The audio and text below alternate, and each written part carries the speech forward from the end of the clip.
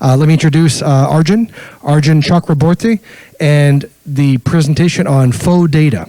And it is Faux Data, Real Defense, ML Advancements in Data Synthesis. That's a mouthful, but yeah, I'm just going to say you crammed every marketer's dream because I'm a marketer, and you got all the right buzzwords in there, my friend. So folks, a round of applause for Arjun and our time and our attention and our love. Thank you, Arjun. Thank you. Oops. Hey everyone, thank you for coming in for my talk. I'm not going to repeat the whole thing again, but it's Faux Data, Real Defense, ML Advancements in Data Synthesis. Quick introduction to me. I work within the detection engineering team at Databricks. Generally, my interests lie in security and AI. And I've been in the area for a while now. And I was previously at NVIDIA, Guidewire, and Home Depot doing very similar things. So diving straight into the talk itself, I think everyone in this room is sort of aware of how threat detection is a very difficult problem. And the way I see it, it's sort of broken down into two specific issues. It's hard to get, for detection engineers, it's hard to get hold of the right kind of representative data to build out their detections, which in a consequence leads to rules and models that have to be constantly tuned. And this is a problem that I feel like detection engineers have faced for a very long time and will continue to face as sort of the attack surface area changes and with enterprises growing and with the AI coming in. So one of the solutions that we've been sort of thinking about is, can we use synthetic data to help detection engineers build better pipelines? Synthetic data has seen a lot of success recently in training machine learning models in healthcare, medical research, software testing. And the two questions that we are sort of trying to answer through this presentation is, can we efficiently generate adversarial synthetic data to improve detection? And how do we go about actually evaluating the quality of synthetic data that is generated? And in my belief, the second question is a little bit more important than the first, because I feel like with LLMs that have come in, it's actually very easy to generate data, but evaluating it is sort of the hard part. Surprise, surprise. So I will be talking about LLMs. And the hypothesis is, can we actually feed into an LLM description of a data set, description of certain columns associated with the data set, and with the power of LLMs, can we actually generate synthetic data that can mimic adversarial data, which consequently can help detection engineers build better pipelines. And of course, with respect to how sort of LLMs have blown up over the last 2 years, I can imagine everyone in this room is pretty skeptical of that thought. I sort of picked out, 3 very recent articles on the capabilities of what LLMs like ChatGPT can do. And the goal of this presentation is to not create, spectacular headlines such as this, but the idea is, using LLMs, can we actually give detection engineers the right tools to build out their detection pipelines so that they are more efficient in terms of the work that they're doing? So for the purpose of this talk, what kind of adversarial synthetic data is being generated? And there are sort of a lot of candidates that you can generate synthetic data for. But for the goal of this talk, I picked out Kubernetes API server audit logs. And that is for a few specific reasons. One is the fact that enterprises around the world are obviously using Kubernetes for the framework that's sort of used for hosting containerized workloads. In terms of API server audit logs, these are often used by detection teams to build out detections to sort of defend their Kubernetes architecture. And in terms of the data itself, there are a few good things about API server audit logs that can really help evaluating synthetic data. So the first is, they have a large number of columns to generate, and that's a good way to test out the fidelity of the data that's being generated. Kubernetes, because it's been around for a long time, it has a pretty well-defined adversarial setup. So it's a good way to test the accuracy of the data that's being generated. Like I said, detection rules have been built on Kubernetes audit logs for a pretty long time, so it's possible to create those precise detection rules. And the last one is Kubernetes forms a very important part of the kill chain. So if you're talking about privilege escalation, persistence, or credential access, it forms a a pretty important part there. So what was the experimental setup that I used to generate synthetic data? So we were testing out 4 different models, and the idea was we'd generate a prompt which would be fed into the models. Each of those models would then be asked to generate synthetic data associated with 4 different attack techniques and multiple samples associated with each, which would then lead to an output parser and then lead to the data set being created itself. And what are the attack techniques that are being simulated? So credit to the Stratus Red team, which sort of has a list of attack techniques that are generally used against Kubernetes audit logs. Kubernetes also has a specific MITRE attack matrix. So what I did was I picked out 4 specific attack techniques associated with credential access, privilege escalation, and persistence in increasing order of difficulty.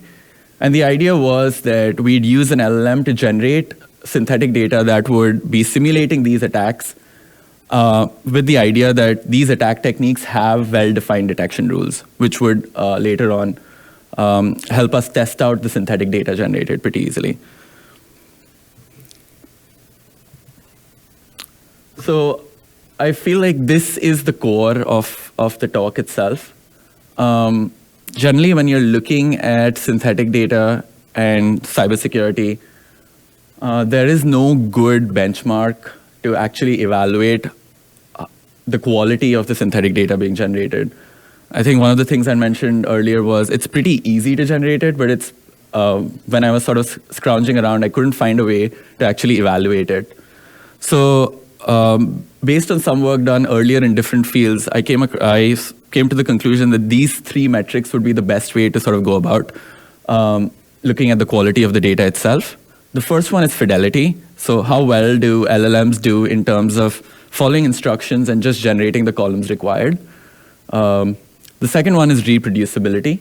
So the idea was that for each attack technique and each model, we'd generate multiple samples, and how easy is it to reproduce results on multiple runs of the LLM. And the last one is accuracy. So there's sort of 2 parts to accuracy. One is the data generated accurate in itself? And can we actually use the synthetic data generated to build detections on top of it? Because that's the end goal. The end goal is to produce adversarial data to help fine-tune our detection pipelines. So the accuracy part becomes extremely important.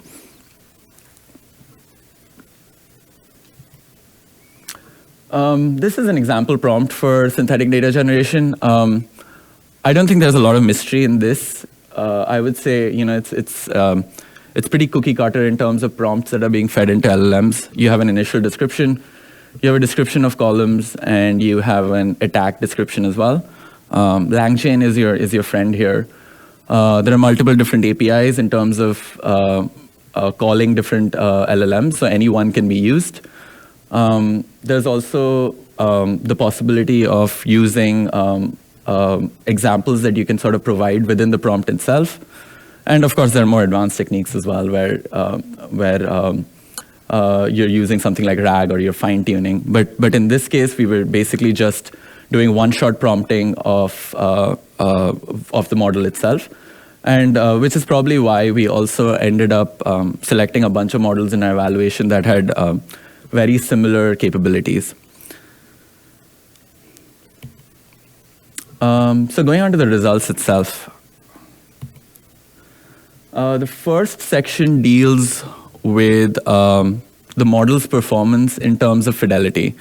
Now, when we were thinking of fidelity, I think there were a few things in my mind when I was trying to figure out how to look at fidelity. One was, is the model generating all the columns in itself?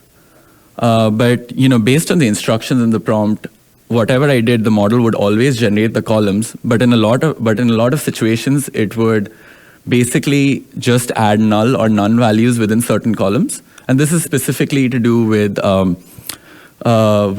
more powerful models that I have here. So for measuring fidelity, we were calculating the percentage of values that were null or none within the samples generated. So the idea is the lower the percentage values, the better it is. like I said, we were evaluating 4 different models. As you can see, most of the models are sort of ranging in the 10 to 15%.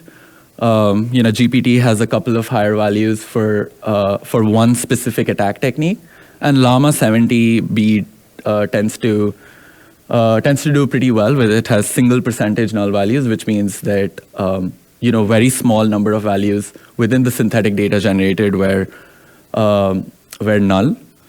Now, as we sort of go on our journey of figuring out metrics or figuring out evaluation metrics, in this case, it's very evident that sort of Llama tends to do the best. But when I was sort of looking through the examples itself, fidelity or looking at the number of null or none values isn't always the best way to go. So this is an example of the data generated or the log generated by Mixtral as well as Llama on the right. As you can see, Mixtral actually follows the instructions to the T and generates the columns and the data as I had instructed it to, while Llama sort of goes off on its own a little bit in terms of the knowledge it has of K8 audit logs, and ends up missing out on a bunch of columns that I had specifically asked to, and changing the schema as well. So which means that even if null values or none values or the percentage or count of them is a decent metric, but it's not the best way to in terms of dealing with fidelity. But so whenever you are generating synthetic data, then it's very important to sort of look through each of the samples or look through the samples and make sure that at least it's sort of following the schema that you had sort of instructed it to do.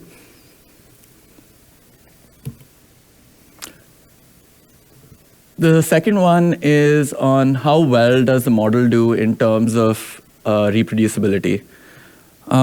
So the goal for the reproducibility metric was that whenever you have or are building detections based on adversarial data, the more diversity in the data that you have, it's actually better because you can then build out more robust detection rules. But when I was sort of going through the data, I felt like there were a few columns that needed to be the same regardless of the diversity of data. So the goal behind the reproducibility aspect is if you are prompting the LLM over and over again for generating multiple samples, how many times or what percentage of value are the most important columns repeated? So like in this case, we are looking at resource, verb, and request object kind. Now, regardless of the variations in the attacks that are being generated by the LLM, these 3 columns should not change. And this is just a representation of what we're seeing on Mixtral and GPT 3.5 Turbo. There is some variation. You'll see a lot of none values on the Mixtral side of things, on GPT 3.5 as well. And the idea was that these specific columns should generally be the same across different samples. And these are the results for the reproducibility side of things. As you can see that there's a consequence of Llama 2's results from the previous metric. It actually did not generate any of the columns that I needed in this case, which is why I couldn't actually generate results. Mixtral does really well across almost all attack sequences, and GPT 3.5 and both versions of GPT 3.5 actually do pretty decently as well. The goal is higher the percentage values in this particular table, the better it is. I saw some of the models struggle on the ability to run privileged pods because it was a very complicated attack in terms of the columns that needed to be generated and the data that needed to be generated in those cases. In terms of escalating through node proxy permissions, you'll see most of the models do really well, with Mixtral sort of beating all of them out. The last metric that we are looking at is the accuracy of the synthetic data being generated for detections. So one of the things I had sort of mentioned earlier was, we picked these 4 attack techniques because we wanted to, because we already had specific detections built out for them. There were standard attack techniques and standard detection rules that had been built out. Now, since the goal of sort of generating synthetic data is about using detections, we wanted to see whether any of the standard detections that were available were effective on the data generated itself.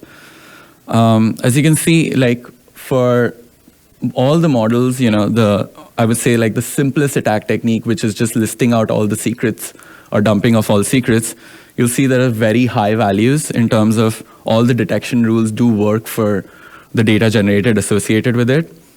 Llama 2 sort of struggled a little bit in the middle for those 2 particular attack surfaces, while all the models did really, really well on the privilege escalation through the node proxy permissions.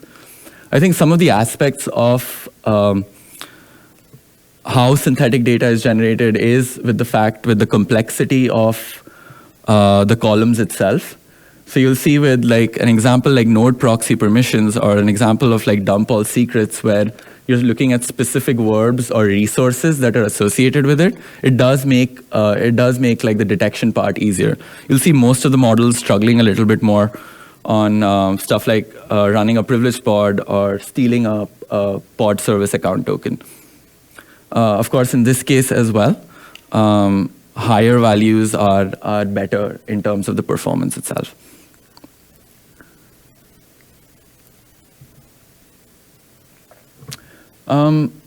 When I was sort of working on this, on the research associated with it, I think one of the things we wanted to show was that at the current moment, there is no model X that is better than model Y. It genuinely sort of depends on the use case that you have and the model that you have available. You can see that for fidelity, most of the models have had null or none percentages less than 20%, with the exception of Llama 2. You have a lot of models that do very well on the reproducibility side, but Mistral sort of had the best performances on that end. And then on accuracy, you had GPT 3.5 and its variations doing very well, especially on something like escalation through node proxy permissions. But yeah, like I feel like in general, based on the attack situation you have or the attack technique you have and the model that you have available, it's important to figure out the right kind of evaluation metrics that you're using for the synthetic data generated, because too many times we go ahead in terms of using these large language models, we go ahead by using the data that's being generated and not really looking at evaluating the quality of the data that's being generated. There are some challenges and sort of looking ahead. I think one of the goals was to prove that, yes, synthetic data can be used for some amount of purple teaming for detection engineering teams.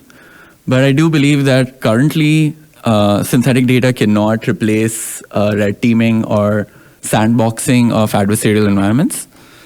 I feel like the metrics that we are using or the metrics that are being developed within this sort of area of research are sort of still a work in progress. Like I had said, I couldn't find a benchmark or for synthetic data using cybersecurity. So it's a lot about sort of trying to figure out your own benchmarks. And I do believe that within the variations that we have in enterprises and security, we will see different sets of benchmarks that are sort of applicable to different teams and different organizations. The other part that I have not covered in this presentation is synthetic data can also get expensive. Even though a lot of the APIs associated with large language models are becoming cheaper, and it will probably be cheaper than having like your own red team. But the idea is that I think it'll be a mix and match of both in terms of trying to figure out what kind of data suits you and what kind of attack techniques or sequences you would want to replicate. Some of the things that that I'd want to see looking ahead would be the evaluation framework that I just sort of laid out. There's definite scope for tweaking it. The quality of the data being generated, currently it's being done through one-shot prompting. So like I had mentioned before, it's probably worth using fine-tuning or RAG to sort of improve the results of the model itself. Especially different models have different tweaks associated with them in terms of prompting as well. One of the reasons that I had kept the prompt same for all the models that were being evaluated was because I wanted to standardize on the model and the parameters as well. And the last part is, I had sort of showcased a limited set of models within the evaluation framework. Since I did this work, there were lots of other new models that sort of came in, DBRX, there have been variations of Claude. One of the reasons I did not include GPT-4 in the evaluation was, there were two reasons. One was I wanted to evaluate models that had similar capability. So if you look at the list of models that I had before, whether it's Llama 2, GPT 3.5, and Mixtral, they all have similar capabilities. And there is also scope for using GPT-4 as an LLM as a judge. So that was an idea that I was thinking of as well, where you could use the results of the model itself to see to evaluate the synthetic data generated. But those are all sort of, I would say, more work in progress. But the idea is, of course, to sort of add more models into this framework, GPT, Claude, DBRX, all the new ones that are sort of coming in. And quick shout out to the Databricks detection and response teams for all the help and feedback they've sort of provided during this sort of whole process. And that's it for my presentation. Are there any questions? Oh, that's excellent. There are a couple questions here for you, Arjun. We have, yes, please. Where else do you use LLMs in your security operations work? Right now, I think it's pretty limited. Depends on what you'd consider an LLM. Like if you're talking about sort of BERT-based encoder models, we do use them. But are we using GPT-4 across all or are we using DBRX, or are we using all these other bigger models across our ecosystem? Probably not yet. Not yet. Okay. Another question came in here, and if there's any other questions, folks, feel free to add them into Slido here. Are you using linting rules to filter out syntactically invalid YAML? We do have so I was using an output parser through LangChain, which was dealing with the issue of incorrect YAML that was being generated. Yeah. So okay. Yeah. So there is parsing or the ability of the LLM to generate data in the format that you want it to is a pain, at least in my experience. So there are some forcing functions in terms of LangChain that do help you sort of force an LLM to generate data the way you want to, but you still face issues. And so yeah, then I would say yes, but not exactly the tool the person is referring to, but I do use LangChain's output parsers. But they actually also asked, are there any other pre-processing steps do you use before training your model? Could you share any of that perhaps? So in this case, it's not exactly, I wouldn't consider this as a trained model, because the one thing that we're doing is we're using one-shot prompting. So we're basically asking the model based on the map of the world that it has, or the data that it already has, to generate data just based on the prompt itself. We do give it a few examples sometimes. So you can have prompts where you provide it with specific examples and ask it to generate data based on that. Okay. Well, thank you. Yeah. We've got a little parting gift here for you. Thank you. Ladies and gentlemen, this is a gift from Socket Security. Our friends at Socket have been very gracious with their time and their donations. And thank you to Arjun for coming today, folks. Thank you to all of you for coming.